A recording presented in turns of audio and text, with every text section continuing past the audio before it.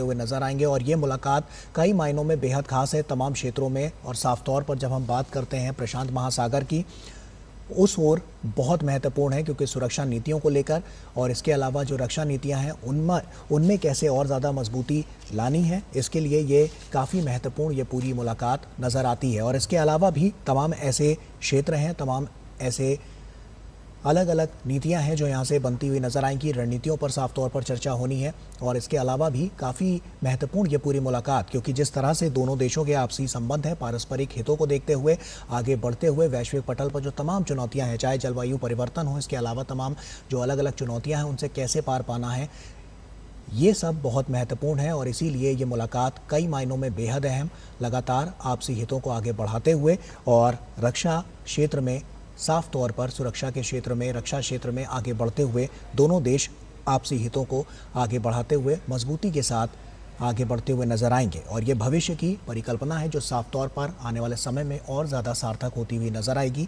क्योंकि जब देखा है कि ये जो तमाम अलग अलग दौर हैं और ये जो वार्ताएं हैं ये बहुत महत्वपूर्ण है और इसीलिए आने वाले समय में एक बेहतर भविष्य का निर्माण करते हुए ये दोनों देश नजर आ सकते हैं।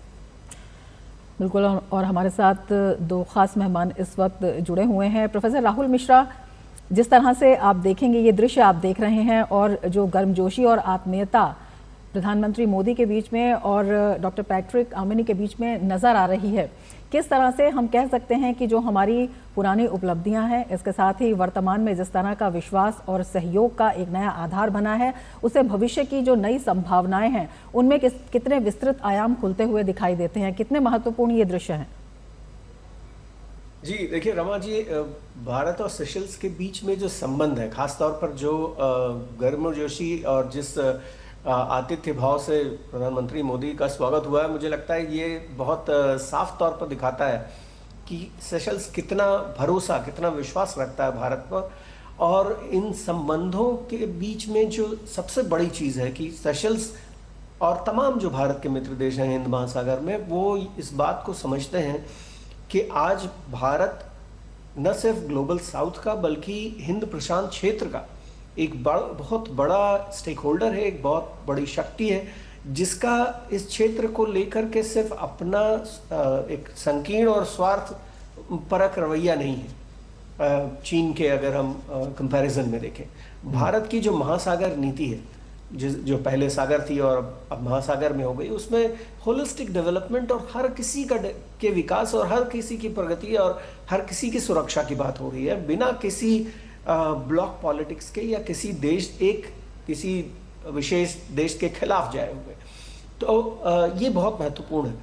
छोटे जो आइलैंड नेशंस हैं वो हमेशा, चाहे वो संयुक्त राष्ट्र संघ हो, चाहे वो क्लाइमेट चेंज, जलवायु परिवर्तन को लेकर के जो तमाम डिबेट्स हैं अंतर्राष्ट्रीय स्तर पर, उन तमाम बातों को देखते हुए ये जो तमाम छोटे देश हैं सेशल्स जैसे, ये मानते हैं कि भारत न सिर्फ उनके हितों का ध्यान अपनी विदेश नीति में और अपनी क्लाइमेट नीति में, अपनी सुरक्षा नीति में रखता है, बल्कि अंतर्राष्ट्रीय स्तर पर भी इनके कंसर्न्स को, इनकी चिंताओं को, इनकी आकांक्षाओं को सामने रखता है। मुझे लगता है ये बहुत महत्वपूर्ण है। ये जो भरोसा है बिल्कुल, ये सिर्फ द्विपक्षीय स्तर पर या भारत और सेशल्स के बीच में नहीं है। भारत की जो नीतियां हैं ग्लोबल साउथ को लेकर के, और जो भरोसा है कि भारत सेशल्स के हितों को और अपने तमाम मित्रों देशों के हितों को कभी पीछे नहीं जाने देगा, कभी उनको इग्नोर नहीं करेगा, ये बहुत महत्वपूर्ण है। तो ये बहुत मुझे लगता है कि बहुत अहम मौका है इस यात्रा का, और इस बैठक जो हो रही है और आगे जो डेलीगेशन लेवल बातचीत होगी, बैठकें होंगी, उनमें भी बहुत सारी चीज़ें सामने आएंगी जो इस बात पे और प्रकाश डालेंगी, इसको और आगे प्रूव करेंगी। बिल्कुल। सी राजेश जी, साफ तौर पर देखें तो अजम्पशन आइलैंड जो प्रोजेक्ट है उसकी रूपरेखा पहले से निर्धारित नज़र आ रही थी, और ऐसे में क्या इससे आने वाले समय में हम देख पाएंगे जो इस यात्रा के बाद और ज़्यादा मजबूती आती हुई नज़र आएगी?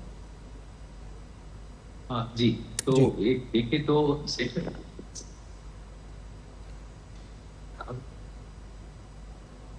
जी, हेलो या जी, सो सेशल्स बहुत ही छोटा देश है। इसकी प्रगति के लिए बहुत सारे डिफेंस के लिए और social development, economic development, health के क्षेत्र में बहुत सारे काम करना है। तो इसके लिए भारत और सेशल्स एक जॉइंट विजन एक डेवलप किया है। जी। तो इसको सेसेल कहा गया है। तो ये एब्रिविएशन एक्रोनिम का है, sustainability, economic growth and security through enhanced linkages. Sustainability, economic growth and security through enhanced linkages. जी। तो सेशल जैसा उसका देश का नाम है, ऐसा भारत और सेशल्स दोनों का ये जॉइंट विजन है। ये जॉइंट विजन के द्वारा तो सेशल्स का प्रगति, इकोनॉमिक डिफेंस प्रगति, और दूसरी बात है जो डिफेंस मैरीटाइम सिक्योरिटी, इन दोनों का साथ साथ आगे बढ़ाना और वहाँ के हिंद महासागर के क्षेत्र में स्थिरता और सुरक्षा बढ़ाना, ये है काम। इसके लिए बहुत सारे काम हो रहा है। हमारे ऑफिसर वहाँ जाके प्रशिक्षण दे रहे हैं उनको, और उनको यहाँ आके ट्रेनिंग दे रहे हैं उनके डिप्लोमेट्स को, उनके अकाउंटेंट्स को, उनको फाइनेंशियल एक्सपर्ट्स को, उनके सिविल डिफेंस पुलिस ऑफिसर्स को ट्रेनिंग दे रहे हैं। और उनकी सुरक्षा के लिए काफ़ी इक्विपमेंट भी हम दे रहे हैं, बहुत एयर एंड नेवल एसेट्स। इस बार हम उनको दिया है पेट्रोल बोट्स गश्ती करने के लिए, जो हमारे गोवा शिपयार्ड में बने हैं, लेज़र बोट्स, और 10 उनके रिक्वेस्ट के रिस्पांस में 10 यूटिलिटी व्हीकल्स और एम्बुलेंसेस दिया है।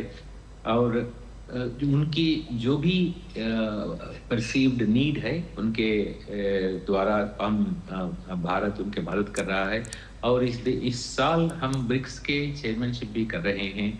तो ब्रिक्स के ये हमारे ग्लोबल स्टेज में ये मौका है कि भारत ग्लोबल साउथ की वॉइस को सुनता है और उसका फैक्टरिंग करता है, उनकी प्रगति में तत्परता के साथ उनके साथ पार्टनरशिप निभाता है और भरोसा बढ़ाता है। यह है